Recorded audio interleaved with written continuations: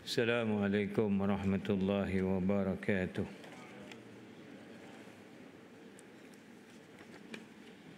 Alhamdulillah, salatu wassalamu ala Rasulillah wa ala alihi wa sahbihi wa man walah.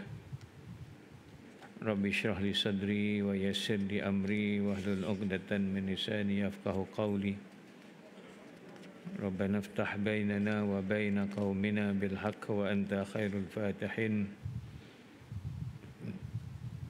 Allahumma salli ala sayyidina Muhammad wa ala alihi wa sahbihi ajma'in, amma ba'd. Tekan dia.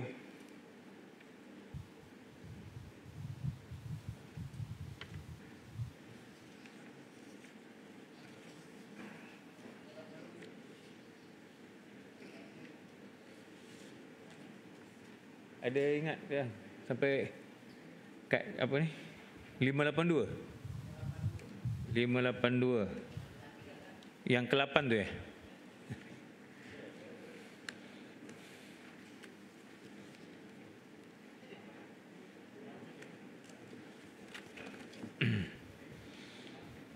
Kita masih lagi membincangkan tentang kaedah yang pertama, iaitu al-umuri bimaqasidiha.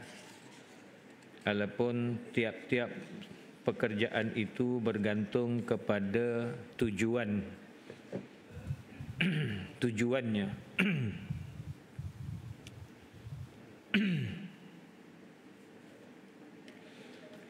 Yang ketujuh, ini yang terbit daripada al-umuri bimaqasidiha. Kaedah-kaedah kecil yang terbit daripadanya. Yang ketujuh ialah maqasidul lafzi ala niyatil lafiz illa fi mawdi'in wahidin wa huwa al-yaminu 'indal qadi. Tujuan dan matlamat lafaz adalah dirujuk kepada niat orang yang berlafaz, kecuali satu masalah sahaja, iaitu sumpah di hadapan hakim. Ini kata kita dah bincang minggu lepas, kerana sumpah di hadapan hakim ni dia berdasarkan kepada niat hakim, bukan dikira ikut niat orang yang bersumpah. Sebab hakim dia akan menghukumkan berdasar apa yang disumpahkan secara zahir oleh orang yang melafazkan sumpah. Kalau dia menipu, hakim tetap berhukum berdasarkan apa yang dilafazkan oleh orang yang melafazkan sumpah. Tapi macam yang kita sebut minggu lepas lah, orang kalau di depan hakim ni tuan-tuan, itu haibahnya hakim. Dia jenis memang kepala batu je, memang baru boleh sumpah palsu depan hakim tuan-tuan. Kalau tak tuan-tuan, samsing macam mana pun, kalau depan hakim tu dia cair tuan-tuan, tak berani dia untuk bercakap bohong apabila bersumpah dengan lafaz wallahi wa billahi wa tallahi di hadapan hakim. Yang ke-8-nya al-ibratu fil uqud lil maqasid wal ma'ani la lil alfazi wal ma'ani.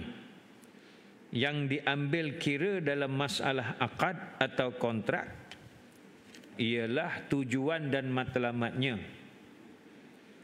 bukan berdasarkan kepada lafaz dan kalimat-kalimat sahaja. Dan yang keduanya, maknanya dalam satu kaedah yang ke-8 ini tuan-tuan, ada lagi halil ibrah bisiyaghil uqud atau bima'aniha. Apakah yang diambil pakai itu berdasarkan lafaz akad atau makna dan maksudnya. Kedua-dua kaedah ini memperlihatkan kepada kita wujud khilaf fuqaha tentang masalah akad dari aspek mana yang perlu diambil kira. Apakah lafaznya yang tersurat atau maknanya yang tersirat. Oleh itu berlaku juga khilaf dalam tarjih pada masalah furu'. Ini tentang akad, lafaz akad tuan-tuan. Lafaz akad ni tuan-tuan macam saya jual, saya beli. Jadi berdasarkan kepada lafaz saya jual, saya beli tuan-tuan, yang diambil kira dalam kontrak itu ialah tujuan dan matlamatnya. Bukan berdasar lafaz dan kalimat-kalimat sahaja. Tujuan dan matlamat dia saya jual tu memang dia betul-betul jual ke ataupun macam mana. Tapi ulama khilaf, maknanya ada yang kedua kata lafaz akad tu makna atau maksudnya. Kita tengok contoh tuan-tuan. Apabila seorang berkata aku beli dari engkau selai baju yang sifatnya sekian-sekian dengan harga sekian-sekian. Ini terutama berlaku dalam jual beli secara pesanan. Lalu dijawab oleh penjual, ya aku jualkannya kepada engkau. Maka Imam Rafi'i dan Imam Nawawi, dua orang syekh dalam mazhab Syafi'i tuan-tuan, mentarjihkan bahawa akad itu dikira jual beli berdasarkan lafaz. Tetapi Imam As-Subki berpendapat itu sebagai salam kerana mengambil kira maknanya. Dia macam ni tuan-tuan. Di handphone Redmi Note 9 double camera, contoh. So dia akadnya aku beli dari engkau sebuah telefon yang ada dua kamera, ada lampu, kemudian apa lagi? ada dua SIM card. Maknanya disebutkan sifat-sifat dia. 4 segi, skrin 6 inci, contoh, sebagai contoh. Kemudian penjual pun kata, ya aku jual kat engkau. Kata Imam Rafi'i dan Imam Nawawi, akad ni jual beli. Sebab memang nyata jual belilah kan, depan depan kan. Tapi kata Imam Subki, ini jual beli salam. Sebab apa? Disebut sifat-sifatnya. Jual beli salam ni jual beli pesanan macam online tu. Maka tu dianggap sebagai akad jual beli salam. Sebab apa? Disebut dia punya sifat-sifatnya. Jadi maknanya tu makna kita selalu beli barang tuan-tuan. Mana ada pernah kita cakap aku beli handphone dengan SIM card, double SIM card, kamera double kamera apa semua. Kita tak pernah sebut pun sifat-sifat dia tuan-tuan. Yang biasa disebut sifat-sifat ni jual beli salam. Jadi dekat sini timbulnya khilaf di kalangan ulama. Adakah lafaz yang diperincikan itu jual beli salam ke jual beli biasa? Kata Imam Rafi'i, kata Imam Nawawi, itu jual beli biasa. Kata Imam As-Subki, itu jual beli salam. Jadi dekat situ ulama ada khilaf. Yang kedua, hibah. Hibah maknanya kita bagi seseorang, bagi sesuatu kepada seseorang free of charge. Itu hibah sebenarnya. Hibah ni bila disyaratkan bayaran, seperti dikata, aku hebahkan barang ini kepada engkau dengan harga RM5. Ataupun aku hebahkan barang ini kepada engkau dengan syarat engkau bagi aku RM10 sudahlah. Aku beli benda ni RM500, kau bagi aku RM10 sudahlah. Aku hebahkan engkau. Maka menurut pendapat yang asah, pendapat yang lebih betul, akad itu dikira jual beli berdasarkan makna dan tujuannya. Sebab hibah ni bagi orang percuma. Aku hibahkan kat kau. Tapi bila kata aku hibahkan kat kau, tapi kau kena bagi aku RM10 lah, bukan contoh, dah jadi jual beli lah. Sebab ada balasan. Sepatutnya hibah ni tak ada balasan, tapi dia ada balasan tuan-tuan. Yang ketiganya, jual janji akan berlaku ke atasnya beberapa jenis hukum akad, tetapi yang lebih menonjol ialah hukum-hukum gadaian. Kerana inilah tujuan dua orang yang berakad dalam jual janji itu. Itu jual janji. Dia berjanji akan menjualkan barang tersebut kepada dia jika sekiranya sekian berlaku, tuan-tuan. Tapi jual janji ini jarang berlaku. Sebab itu, tuan-tuan, dalam bai' al-inah, bai' al-inah ni jual beli hutang, yang diamalkan oleh bank rakyat. Oleh kerana dalam kaedah mazhab Syafi'i ini disebut yang diambil kira dalam masalah akad atau kontrak ialah tujuan dan matlamatnya bukan berdasarkan kepada lafaz dan kalimat-kalimatnya sahaja. Ada sebahagian daripada pandangan menyatakan jual beli al-inah ni hilah kepada riba. Sebab tujuan dia nak hutang je, bukan tujuan dia nak beli handphone tu. Jual beli al-inah kan, kalau kita sebenarnya kita nak pinjam duit dengan bank rakyat, katalah 5,000. Kita nak pinjam duit 5,000, maka caranya jual beli bai' al-inah ini, bank rakyat akan jual handphone kepada saya dengan harga RM6,000 tunai. Hutang. RM6,000 hutang. Kemudian saya jual balik kepada bank rakyat dengan harga RM5,000. Saya dapat duit RM5,000. Tapi tadi kita beli dengan bank rakyat handphone ni dengan harga RM6,000 tapi hutang. Maka saya kena bayar bulan-bulan kepada bank rakyat, katalah RM600 sebulan selama 10 bulan. RM6,000. Tapi saya bukan nak handphone, saya nak duit. So saya jual balik handphone ni ke bank rakyat dengan harga RM5,000. Jadi saya dapat duit RM5,000, dapat duit cash. Handphone ni jadi bank rakyat balik lah.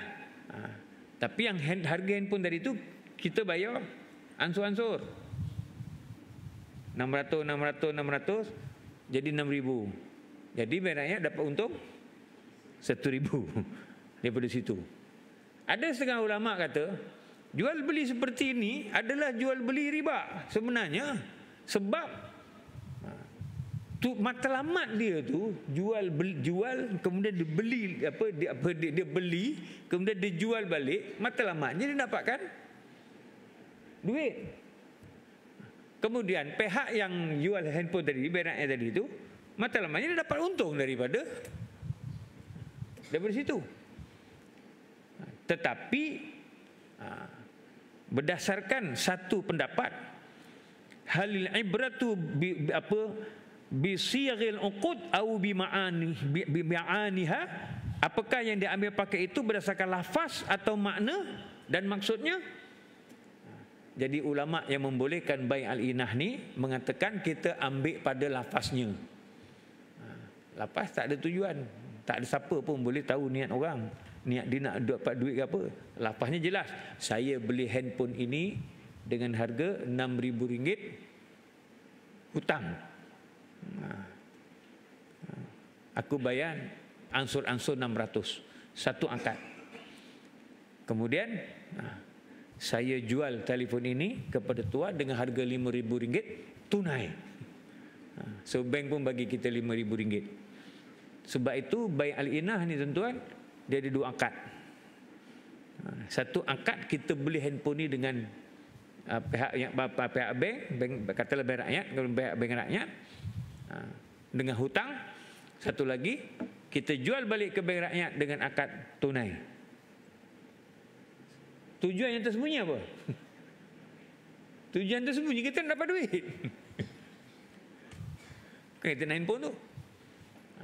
Jadi sebagian ulama kata kalau ikut kaedah yang awal tadi tu, berdasarkan akad tu berdasarkan kepada tujuan dan matlamatnya. Maknanya dia satu jual beli yang tak betul. Dianggap sebagai hilah riba. Tapi berdasarkan pada kaedah yang kedua ni pula, yang diambil kira dia punya lafaznya, bukan maknanya. Mana kita tahu tujuan dia? Memang niat tak tahu, tapi tujuan apa bai' al-inah tu dah nampak tujuan dia kan.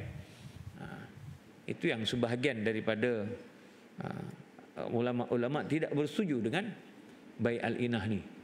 Tapi bab kata setengah daripada mereka yang menyarankan ini, dikata oleh kerana Imam Syafi'i sendiri membenarkan bai' al-inah berdasarkan kepada kita tidak tahu apa maksud daripada jual beli hutang itu, ia sebagai alternatif daripada sistem alung yang berlaku.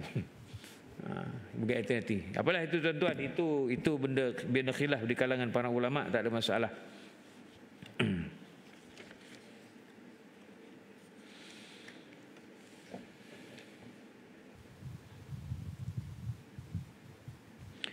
Contoh-contoh tambahan bagi kaedah al-umuri bimaqasidiha.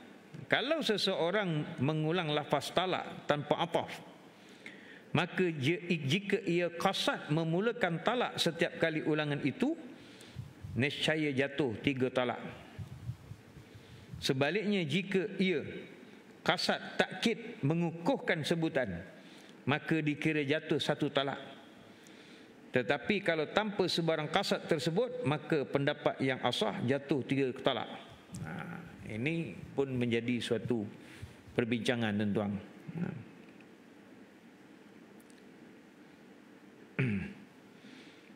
Maknanya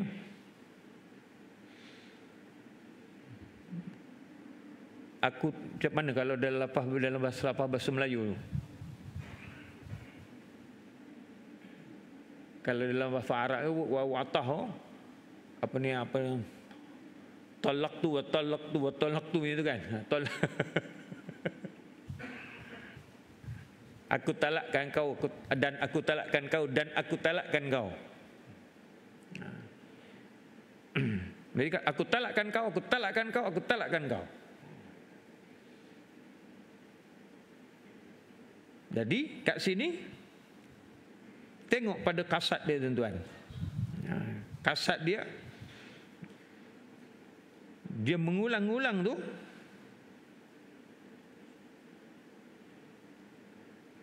kalau di kasad dia ulang tu, aku talakkan kau, aku talakkan kau, dia memulakan dengan yang baru.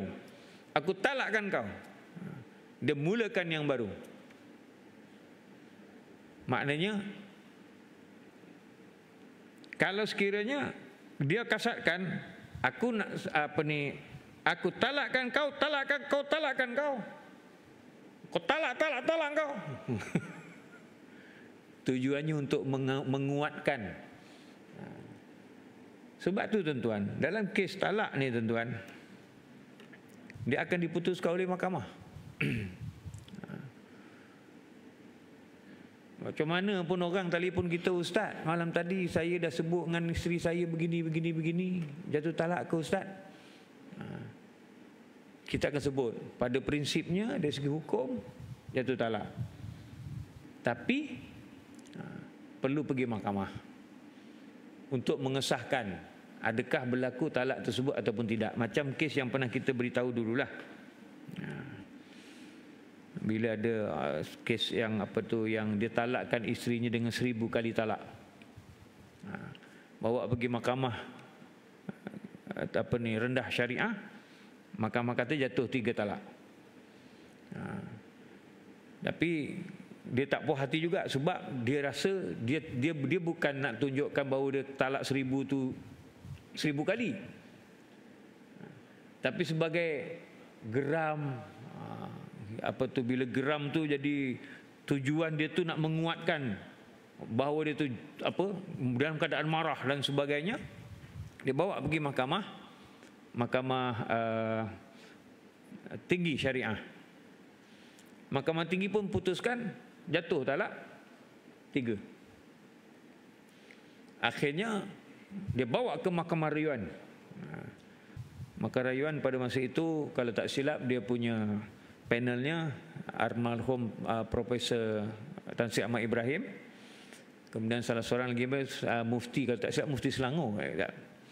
Dan lagi seorang saya tak ingat siapa. Setelah disemak balik dibalkan, akhirnya Mahkamah Rayuan Syariah jatuhkan talak 1 je. Jadi keputusan hakim tu dia akan mengikat lah. Keputusan hakim akan mengikat dan membatalkan keputusan-keputusan yang sebelum daripadanya. Dia adalah kalau tengok dekat jurnal ahkam tu, kita akan tengoklah apa alasan hakim Mahkamah Rayuan kenapa akhirnya mereka memutuskan bahawa benda tersebut jatuh talak 1. Sama dengan benda ni lah tuan-tuan. Sebab tu kau lapaskan sampai 2-3 kali lafaz ni, apa maksud kau? Maksud kau talak 3 ke? Ataupun maksud kau nak menguatkan talak itu? Aku cerai kau, cerai. Kan? Aku ceraikan kau dan ceraikan kau. So nak tengok dia punya maksud. Kena bawa pergi mahkamah. Nanti pada masa itu hakim akan tanya. Dia angkat sumpah, wallahi wa billahi, bahawa keterangan yang saya berikan adalah benar, tak ada yang benar melainkan yang benar belaka. Nanti hakim tanya, kau dah bersumpah Ada bersumpah dengan nama Allah. Kalau kau tak betul nanti kau keluar, kau kena langgar lori. Jadi dia akan sebutlah apa sebenarnya tujuan kau kata sampai talak ni. Jadi Tuan Hakim, saya begini-begini, sebenarnya saya bukan kata nak talak 3. Saya cuma nak menguatkan bla bla bla. Nanti adalah keterangan-keterangannya lain daripada isteri. Mungkin kalau ada saksi dia ambil daripada saksi. Baru nanti hakim akan tengok macam mana. Tapi kalau tak ada sebarang kasat tuan-tuan, saya tak ada apa-apa niat. Saya sebut talak. Tak ada kata niat kata nak talak 3 ke talak apa. Jatuh talak 3. Dia jatuh talak 3 tuan-tuan. Kalau seorang berkata, kamu ke atasku seperti mata ibuku. Kalau dia kasat zihar, jadi zihar. Tetapi kalau dia kasat memuliakan, maka tiada jadi zihar. Atau tanpa kasat yang tersebut, maka menurut pendapat yang asah, tidak ada apa-apa hukum.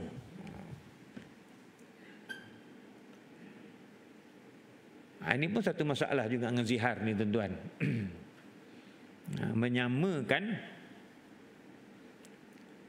Menyamakan isteri dengan mahram. Itu sebenarnya perbahasannya panjang. Sebab di sana terdapat beberapa khilaf ulama tentang persoalan zihar. Walau bagaimanapun berhati-hatilah supaya jangan kita menyamakan isteri kita dengan mahram kita. Takut jadi zihar. Ini pun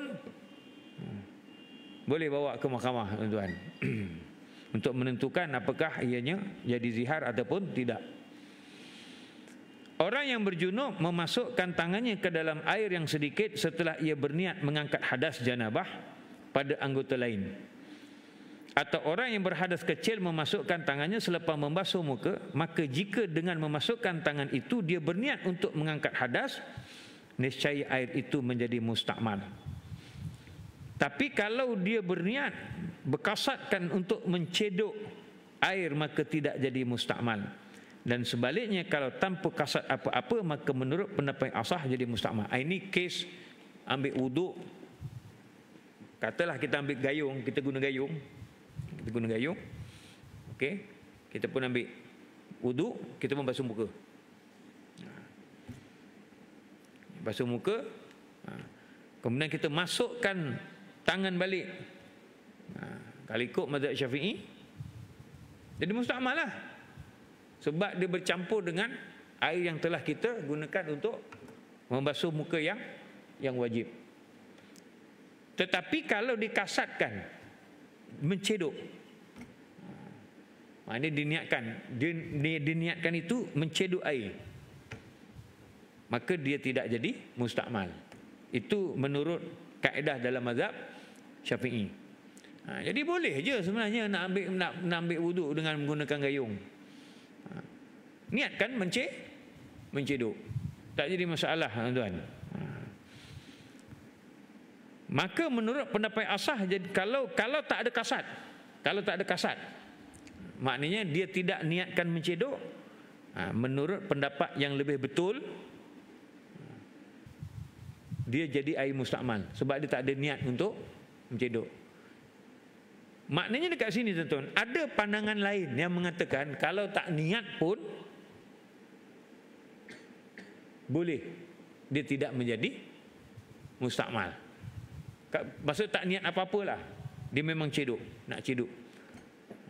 Tapi niat ni pula tuan-tuan, jangan tuan-tuan bayangkan niat tu sahaja aku mencedok air ini untuk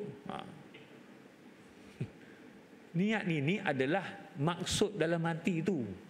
Dan saya percaya tuan-tuan, orang yang ambil wuduk tu, kemudian basuh muka, kemudian dia celupkan lagi tangan tu, nak basuh tangan tu, mesti dia tujuan dia tu nak cedok air sebenarnya.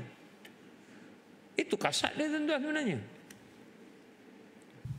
Sebab tu tak ada masalah tuan-tuan. Kalau misalnya kata nak gunakan satu gayung tu, nak lagi-lagi dikuatkan dengan hadis daripada Uthman tentang bagaimana dia menunjukkan Rasulullah SAW berwuduk dengan cara begitu. Masukkan air dalam bekah air tadi. Dan bekah air itu adalah bekah yang boleh diangkat-angkat. Maknanya kurang daripada 2 kolah.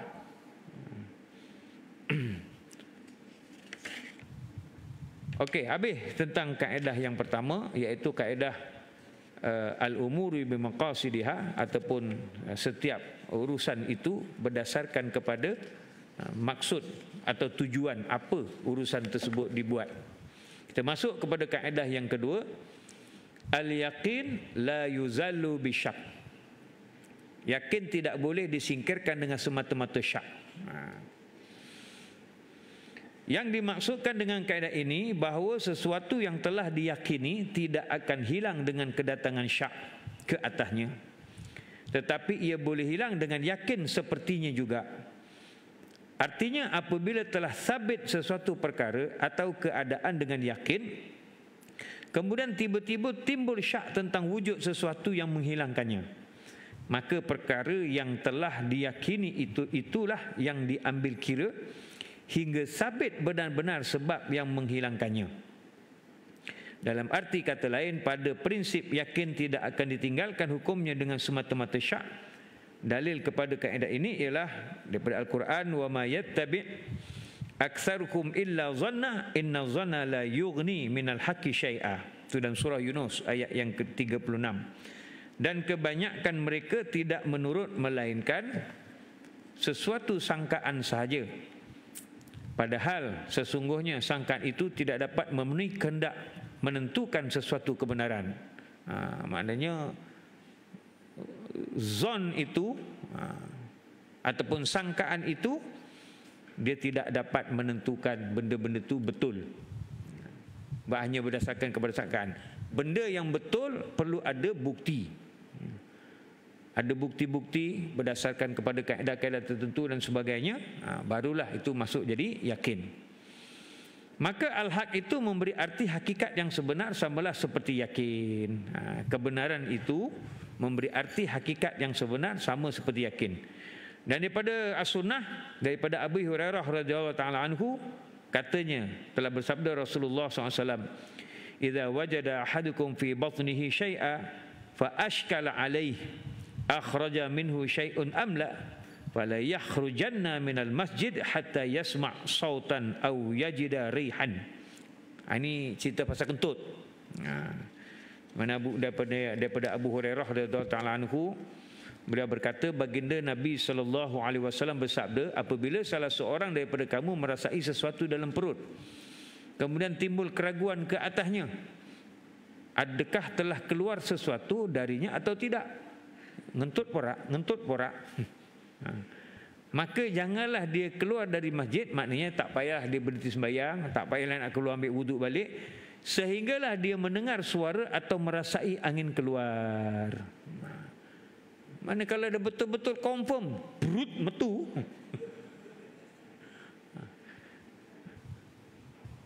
Barulah. Kalau tak, ngentut porak ya. Kalau ngentut porak, anggaplah tidak ngentut. Kecuali dah yakin bau mambu ke, ataupun dah bunyi perut kan, ataupun memang dah terasa terkeluar angin, memang betul-betul keluar angin daripada lubang dubur kita. Dan daripada Abi Sa'id Al-Khudri katanya telah bersabda Nabi SAW, idza syakka ahadukum fi salatih falam yadrikum shalla salasan am arba'an falyatrahi syak wal yabni ala mastaiqan. Maknanya bila salah seorang kamu telah timbul syak dalam solatnya, tidak diketahui lagi 4 ke 3, hendaklah buangkan yang syak itu dan tunaikanlah atas apa yang diyakini. Okey, antara 3 dengan 4 ke 3. Yang confirm apa? 3 lah. Sebab sebelum 4 3. 4 tu yang jadi syaknya sebenarnya tau. Papat ke telu. Ambil yang paling kurang. Ambil yang 3 tuan-tuan. Sebab tu kalau kita sembahyang tuan-tuan, kita ragu-ragu 4 ke 3, ambil yang kurang. Sebab kurang itu confirm. 4 tu yang ragu-ragu. Walaupun sebenarnya dah 4 pun. Tapi pasal dia jadi ragu-ragu, bila jadi ragu-ragu, maka dia kena ambil yang yakin, yang 3 tadi itu tuan-tuan. Dari akalnya, maka jelas sekali rasionalnya yakin itu lebih kuat dari syak. Kerana pada yakin itu wujud hukumnya yang putus, yang qat'i dan pasti, maka ia tidak akan runtuh dengan syak sahaja. Contoh tuan-tuan, ini contoh klasik lah tuan-tuan. Tadi kita dah sembahyang maghrib kan, sudah sembahyang maghrib, confirm kita dah ambil wuduk, betul? Kalau tak, tadi aku tak sembahyang maghrib. Pasal aku ambil wuduk tadi itu sembahyang maghrib. Berarti kita sembahyang maghrib dalam keadaan dalam keadaan suci daripada hadas kecil. Tiba-tiba dengan kuliah ni, aku ngentut burung yo. Dah kentut belum? Itu syak. Dah kentut ke belum, itu syak. Yang yakinnya tadi, kita telah berwuduk. Sebab tadi kita telah sembahyang maghrib. Maka kita ambil keputusan, aku belum kentut. Sebab yang kentut itu syak. Yang yakinnya kita telah ambil wuduk. Kecuali kawan sebelah kata, wis ngentut lah, aku mau kerungu lah perutmu. Aku dah dengar kau kentut tadi. Tak percaya, aku rakam. Kentut kau bunyi, nampak ni. Jadi kalau misalnya dah ada saksi dan saksi itu pula dipercayai, maka dia telah menjadi yakin juga. Oh, baru yakin, yalah, aku dah kentut. Jadi bila macam itu tuan-tuan, maka jadilah dia batal air sembahyangnya, dia kenalah ambil wuduk balik. Jadi kita kiaskanlah dengan benda-benda yang lain tuan-tuan. Okey, ada apa-apa soalan setakat ni?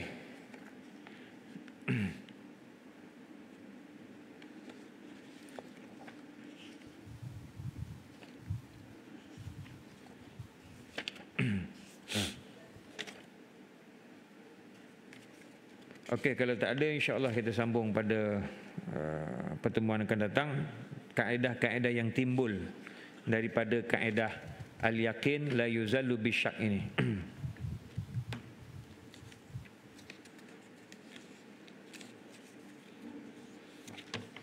akhir dengan tasbih kafarah dan suratul Asr. Bismillahirrahmanirrahim. Subhanakallah bihamdika asyhadu an la ilaha illa anta astaghfiruka. Bismillahirrahmanirrahim. Wa na'udzubika min syarri ma khus ila alladziina amanu wa 'amilus solihati wa tawassaw bil haqqi wa tawassaw bis sabr. Sadaqallahu